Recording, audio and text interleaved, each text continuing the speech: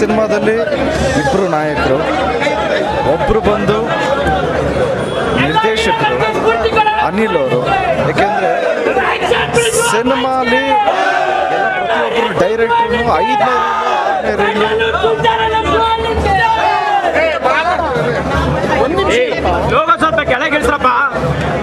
Director 5ನೇ reel 6ನೇ reel ಎಣಿಯೋದು ತುಂಬ ಕಷ್ಟ ಪ್ರತಿಯೊಬ್ಬರು ಡೈರೆಕ್ಟ್ರು.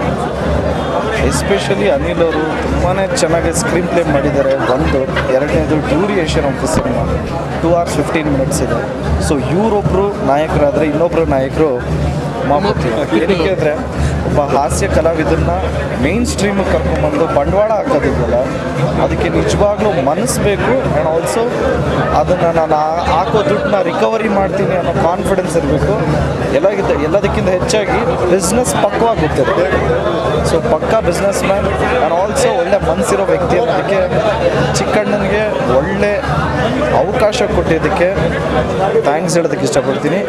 ಈ ಥರ ನಿರ್ಮಾಪಕರು ಮುಂದೆ ಬಂದು ಸಾಕಷ್ಟು ಜನಕ್ಕೆ ಅವಕಾಶ ಕೊಟ್ಟರೆ ಕನ್ನಡ ಇಂಡಸ್ಟ್ರಿ ಇನ್ನೂ ದೊಡ್ಡದಾಗತ್ತೆ.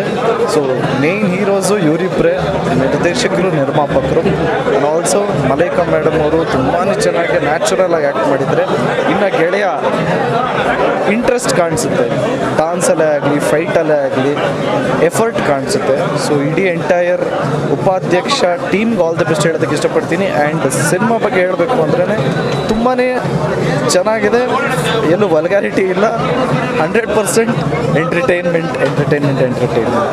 All the best to the entire team ಅಂತ ಹೇಳ್ತಾ ನಾನು ಮಾತು ಮುಗಿಸ್ತೀನಿ. ಜಯ ಆಂಜನೇಯ.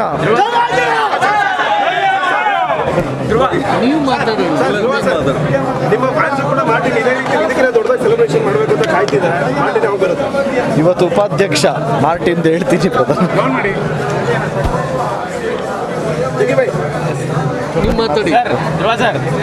ಉಮಾಪತಿ ಸರ್ ದೊಡ್ಡ ನಿರ್ಮಾಪಕರು, ದೊಡ್ಡ ದೊಡ್ಡ ಸಿನಿಮಾಗಳನ್ನು ಮಾಡ್ತಾರೆ. ನೀವು ಮುಂದಿನ ದಿನಗಳಲ್ಲಿ ಕೈ ಜೋಡಿಸುವಂತ ಸಾಧ್ಯತೆಗಳಿದೆಯಾ? Definitely, why not, 100%. ಎಷ್ಟೋ ನಿಮ್ಮ ಮೂವಿದೆ ಡೈಲಾಗ್ಗಳಿತ್ತು ಅದರಲ್ಲಿ, ಸೊ ಎಷ್ಟು ಎಂಜಾಯ್ ಮಾಡಿದ್ರಿ? ಇಲ್ಲ, ನಮ್ಮ ಮೂವಿ ಡೈಲಾಗ್ ಇತ್ತು ಅಂತ ಅಲ್ಲ, ಸಿನಿಮಾ ಕರೆಕ್ಟಾಗಿ ನಾನು ಹೇಳಿದ್ನಲ್ಲ, ಪ್ರತಿಯೊಬ್ಬ ಡೈರೆಕ್ಟರು 5ನೇ ರೀಲು 6ನೇ ರೀಲು ಹಿಡಿಯೋದೇ ಕಷ್ಟ ಆಡಿಯನ್ಸ್ನ.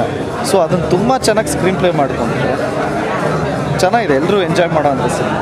ಸರ್ ಅದೇ ಪರ್ಟಿಕ್ಯುಲರ್ ನಿಮ್ಮ ಮೂವಿ ಡೈಲಾಗ್ ಕೇಳಿದಾಗ ಹೇಗಾಗುತ್ತೆ ಅಂತ, ಅದು ಕಾಮಿಡಿಯಾಗಿ ಕ್ಯಾರಿ ಆಗುವಂಥ ಸಂದರ್ಭ ಸರ್, ಅದು ಸೀರಿಯಸ್ ಆಗಿ ಹೇಳಿರುತ್ತೆ. ಅದೇ ಕರೆಕ್ಟಾಗಿ ಆ ಸಿಚುಯೇಷನ್ಗೆ ಬರೆದಿದ್ದಂಥ ಡೈರೆಕ್ಟ್ರಿಗೆ ಥ್ಯಾಂಕ್ಸ್ ಹೇಳಿ, ಅದನ್ನೇ ನಾನು ಹೇಳ್ತಾ ಇರೋದು.